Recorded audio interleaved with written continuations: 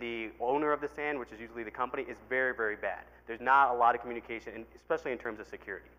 So you go ahead and answer all these questions one by one, and I'm not going to go through them because you don't need me to read to you guys, but once you finish the audit program, and you can see there's a lot of questions. So that PDF file that I initially released probably was good, but not a very actionable thing to use if you're truly trying to secure your storage network. At the end of it, you get this nice, very plain HTML report that'll tell you clearly what settings are good and what settings are bad in terms of security. So again, you don't need to be a storage security expert to use this tool, and definitely the answers you get back, you go to your SAN administrator and saying, okay, looks like we're using soft zoning. Soft zoning is bad according to the audit program because you can do a lot of zone hopping attacks, which are similar to the old VLAN hopping attacks you could do with Cisco equipment.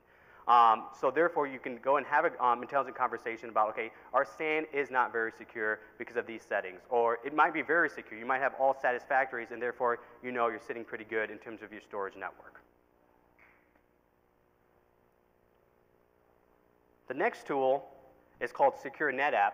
So SAN is a very broad, generic tool that covers iSCSI, NAS, and fiber channel. So the next tool I wanted to write is specific to a storage product. I chose NetApp, one, because I'm very familiar with them. Two, they're probably the most dominant filer I've seen out there in enterprise environments.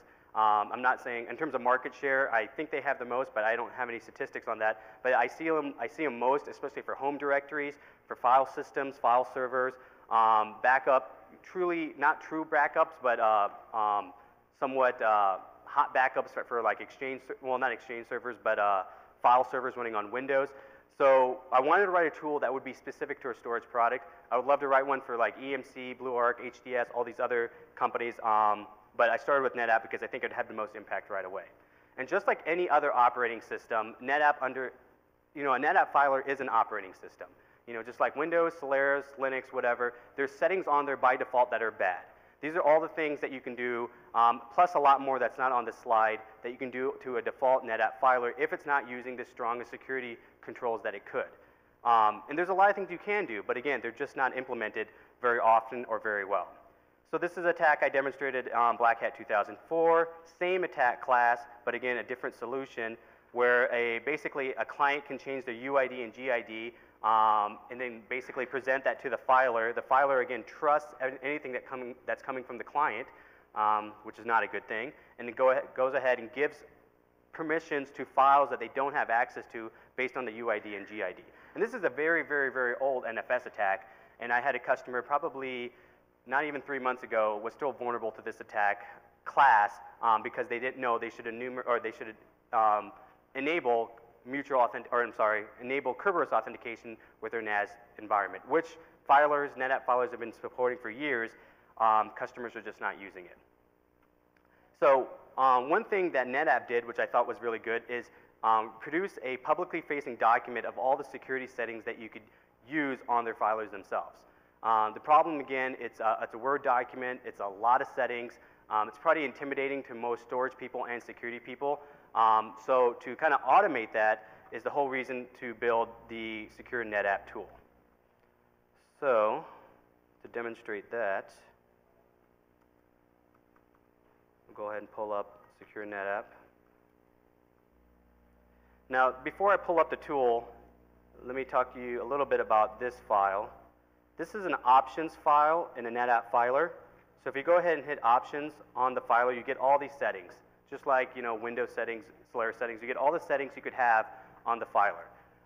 Some of these deal with security, some of them don't. So the whole idea here is to go through this in a very automated way and to understand what settings should be enabled or disabled. So that's called filer options. So you go ahead and pull up Secure NetApp. You can do it 3 ways: SSH, Telnet, or local file. We're going to use a local file. I don't recommend using Telnet. It's kind of ridiculous if you're doing a security assessment and using Telnet. At the same time, unfortunately, a lot of filers don't enable SSH still. So anyway, we're going to use local file. The name of the file, let's call it home directories. And then the name of the file that has all our options, which is filer options 2.txt. and we hit enter. Oh, it's filer options, sorry. So I couldn't find that file. Home directories, filer options.txt. And there you go, it shows us all the settings. It looks a little bit better in this file. And this shows you all the settings that are either satisfactory or unsatisfactory on the NetApp filer. And so, for example, one of my favorites is restrict anonymous. We've all known for years that should be disabled on a Windows environment, but again, by default on a NetApp filer, it is not disabled. So here's something that you need to go ahead and click on. And again, if you're a security guy, you probably don't know the syntax, but this tool will tell you the exact syntax to disable restrict anonymous. Again, something that has been around since NT4 that people have known about, but again, on filers, 99.9% of the filers I've seen out there, they're not enabled.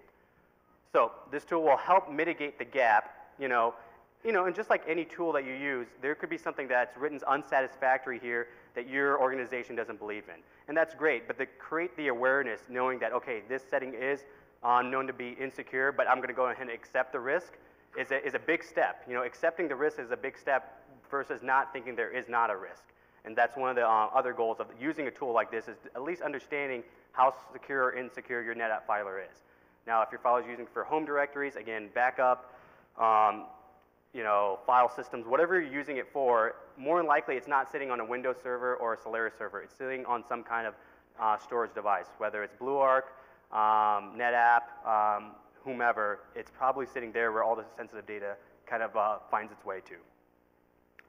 Okay, I know I'm going through this quickly, and I apologize, but one last section, and then I'll open it up for questions.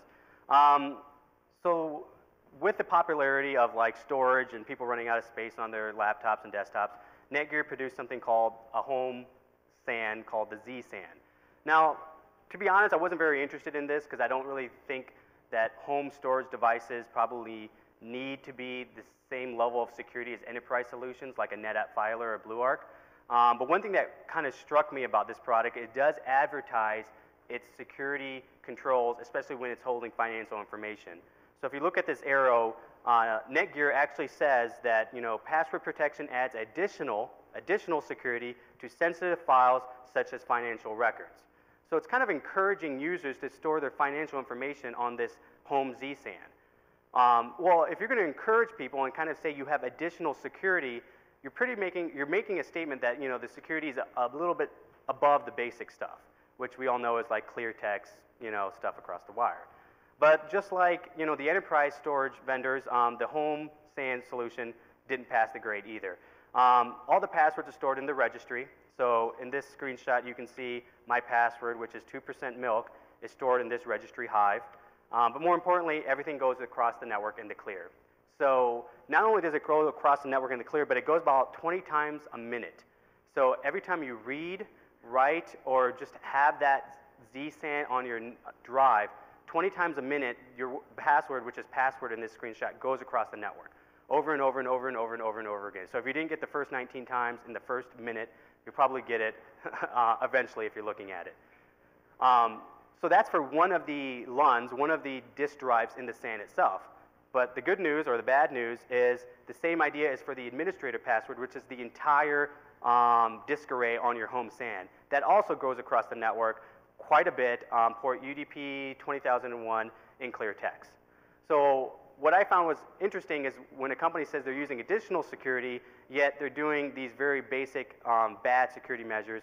And when you're talking about people that store their financial records on here, you got to be at least using some kind of strong authentication or encryption, and none of that's happening here. But again, if you look at the big boys in terms of storage, some of them are coming around, but some of them aren't. Some of them really push back and saying, security is not going to be a problem for us because, again, we use VLANs. Okay, in conclusion, I think I have like 5 minutes. No, I don't have 5 minutes? Oh, I'm done. Okay, so in conclusion, I'll be around. These are the two tools. Again, the tools are on this CD if you want it. I will be around.